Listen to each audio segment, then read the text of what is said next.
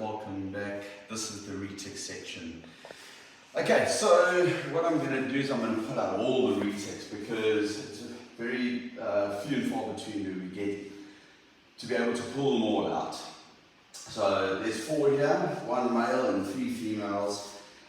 Usually one is shedding, one is just eaten, or whatever the case is. So today we get a chance where all the snakes have just shed. In fact, there's already shed there. She just shed. She's going to go into the shed soon. So what I wanted to do is I wanted to get them all on. Alright, so we'll start off with this crazy guy here. I'll try and make this a bit educational. Retics are not for new snake keepers. You must have some kind of experience with smaller constrictors, ball pythons, boas, boomerals, boas, something like that before you start thinking about having a reticulated python. They are very, very active snakes and very, very strong. Now, this is my boy Kratos. Okay, he's got an incredible feeding response. This is a motley het albino. Now, all he's doing is coming to make sure what's going on. You can't smell rat. I'll always use my hook. I'm going to let him get up to my fingers here. Have a little smell. He's going to see. Alright, okay, there we go, boy. Alright. Now, you must understand something about retics as well, guys. Retics and king cobras, and I've said this on so many of my YouTube videos when I've been doing videos on retics. They are the 2 most intelligent snakes in the world. They will recognize their owner by the sound of their voice. They can recognize your face, obviously your scent, and they either trust you or they don't. And that all depends on how you treat your retic. Now you can see I had no issues here with old Kratos. In fact, Kratos is about to go into the blue. Usually you would see an incredible iridescence. Iridescence is like that, like a rainbow effect color that you will see. Like if you look inside a seashell, for example, that comes off a snake like this, that comes off the color of his skin. Now Kratos is about, I would say, 3 years old now. He's ready to breed. I will be breeding these retics next year. I just don't know which male I'm going to use. I am sweating. It is very hot outside, but we've closed all the doors here because I've got a swimming pool with a waterfall outside there, and it usually drowns out the sound of my previous retic videos. Anyway, guys, I wanted to show you Kratos here. He's a male. I feed him once every 2 to 3 weeks. A good size rodent, probably about 1.5 the thickness of this part of his body. And as you can see, perfectly socialized. And you know, he's one of the snakes that I've had from a yearling, so he's not head shy. These 2 I'm still working on. She's not so bad. So right, so this video doesn't carry on too long. Let me get the rest out. Kratos, very lovely snake, great personality. Yeah, bit of a character. Okay, now the next snake I'm going to put out for you. This is Honey. She's just shed. She was the first ever retic I ever got. I'm going to get the shed out. That's why I'm pulling her out now. I don't want her to take a swipe at me. I just want to let her know that I'm here. Hello, my girl. So what I do is I tap her, and I'm going to pull this out here. It must be got. Okay, obviously you can see I've finished all the enclosures. I've put driftwood inside now. So it's like a bit of a mission trying to get the snakes out. All the cage decorations. But always use the hook, tap on their head to make sure that they know that it is not dinner time, then you can pull them out, usually with very little problem, like I've just done now. So this is Honey, and she is one of my favorites. She's, I mean, your first one always is, I suppose. She's incredibly trusting, she's incredibly gentle. Just look at the brightness of that heart. Look how orange that head is. She has got a little bit of dried blood on her here. That's not her blood. That's from a rodent when she constricted. So I can just get a cloth and wipe that off. Okay, so Honey is a lavender albino, 100% het genetic stripe. Okay, so if I pair it up with another albino, lavender albino, genetic stripe, I could possibly get lavender albino genetic stripes. Okay, so this is her. She was my first. I rescued her from a pet shop that was underfeeding her, and now she should be twice the size. Okay, right. Let's get her back inside. Put this in first.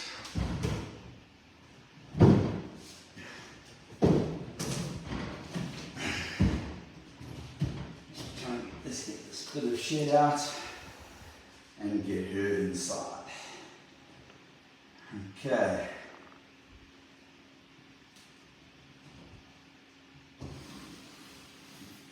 Guys, you can see my, it's hot. Let me just grab a towel. Here in South Africa, it's in the middle of summer. It's about between 32 and 35 degrees Celsius outside. We are a little bit cooler inside, but trust me, the heat gets to you. Okay, so just excuse that. Right, the next we're going to pull out is this girl here, who I pulled out before after she had a great shed. And see her tank is also nice and done. She is very aggressive. I have to handle this girl very, very, very carefully. This is a golden child, purple albino. She's very cage defensive. I'm still establishing trust with her. So what I do is I have a method, which is what you see now. I come down to their level, I talk, I look at her, she's looking at me, she's hearing my voice, she's taking my scent in. I get a little bit closer to her in an unthreatening way. Try to keep my eyes on her, wait for any movement. Her pupils are not dilated, so she looks like she's okay. She knows it's not food time. There we go, a little touch on her head. Also guys, it's the middle of the day, kind of, 2:30.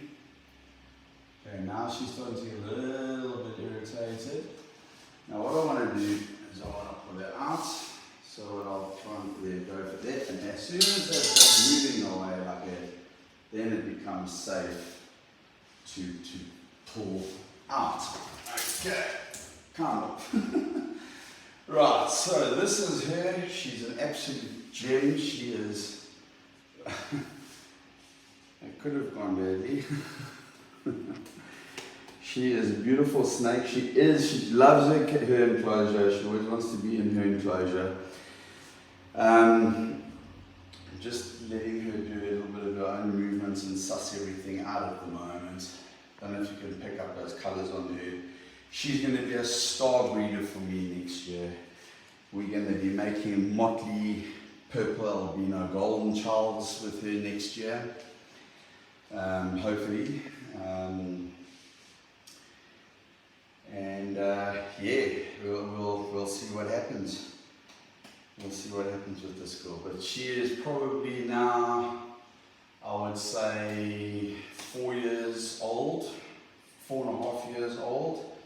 And, you know, she's just checking everything out. Although she's aggressive, normally I always say she's aggressive and then she doesn't do anything on camera. But like sometimes when I'm cleaning her tank or changing her water and no one's watching, that's when she'll go all psycho on me. You can see how she's coiling around my legs. Okay? Now, this snake here, if you have a look here, if you come a little bit closer, what I love about her are those blue eyes. That is just, it's something, it's unique to a golden child, an albino, I think. I stand to be corrected. And guys, I promise you, she got me locked around my thigh like this, and I promise you, you can feel it. A little bit of shed here, I'll get that out. And she really has got me in a good grip here. Fortunately, my hands are free. Guys, always protect the top of your head, always protect your neck. Make sure that you always keep your, okay, if you're going to keep a retic, you've got to let them move. You can't always keep them inside the enclosure. You've got to get them out, you've got to exercise them. Not only that, you've got to train them. I'm busy working on her at the moment. I'm working on the head. I'm working on getting her used to me and touching her head and not her freaking out. Yeah, you could see Honey was a little bit chilled there. This girl, her name is Gabriella. She's just trying to probably get on the ground, I suppose. Excuse all the mess, because I'll sweep all this up afterwards. Come on, sweetheart. Here we go. And she's smelling. Okay. Boom. And then I try and work her. Alright? Okay. Now, let's get her back into her enclosure.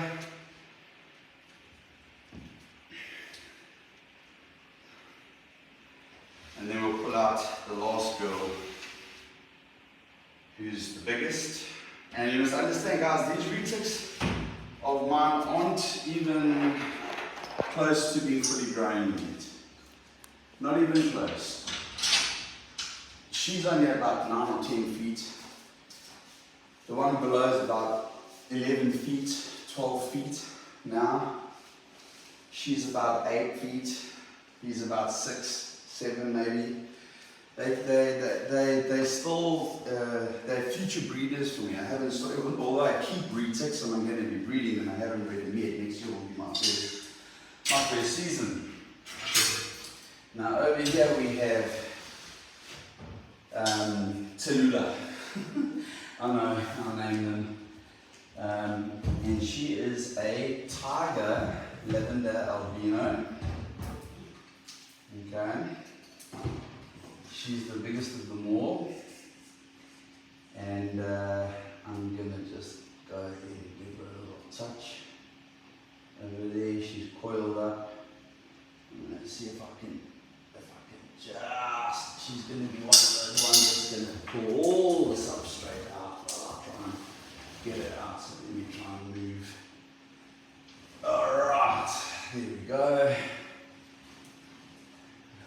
To make as little mess as possible. You can see this, how impressive this snake is. Let's have a look at it on the ground.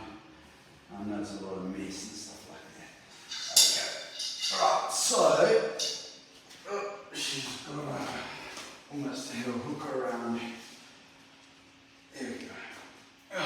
She's heavy. She is an absolute sweetheart, this girl. Watch me get back in.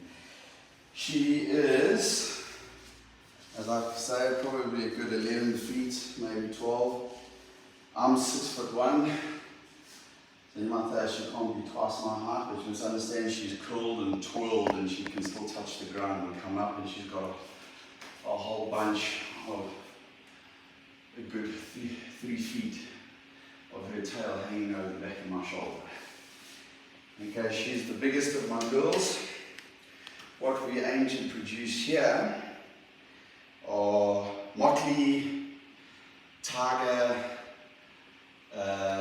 with her pairing, motley tiger albinos or purple albinos. Just got to get another male or put her with that male, or super motleys. Now, if you look over here, she's got something on her face. Now, I don't know if she's been rubbing or not. So what I want to do is I'm just going to pause the camera quickly and I'm going to get something out to see if I can clean that.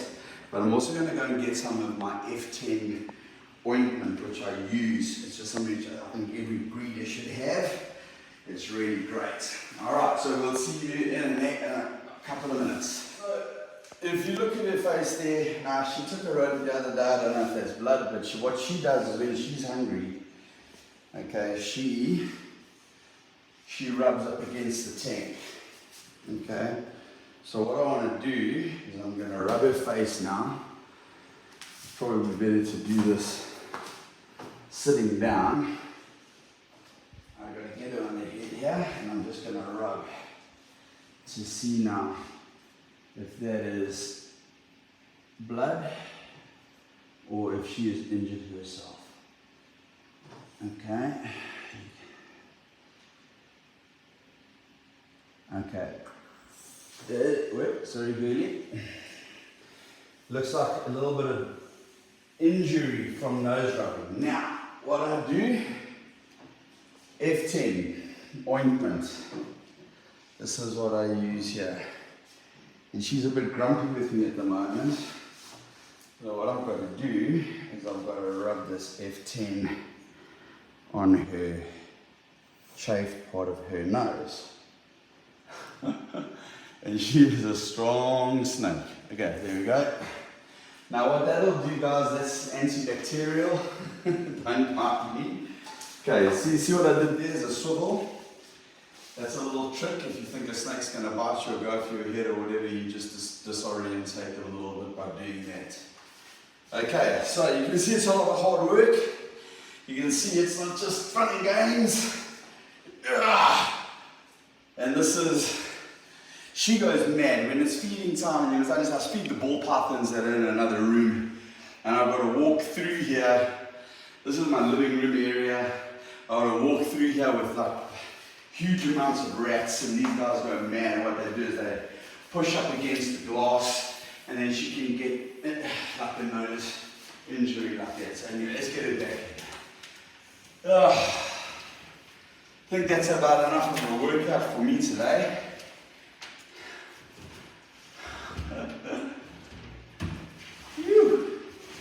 She gave me a run for my money today. I mean, not aggressive at all, as you can see. Just clearing the substrate.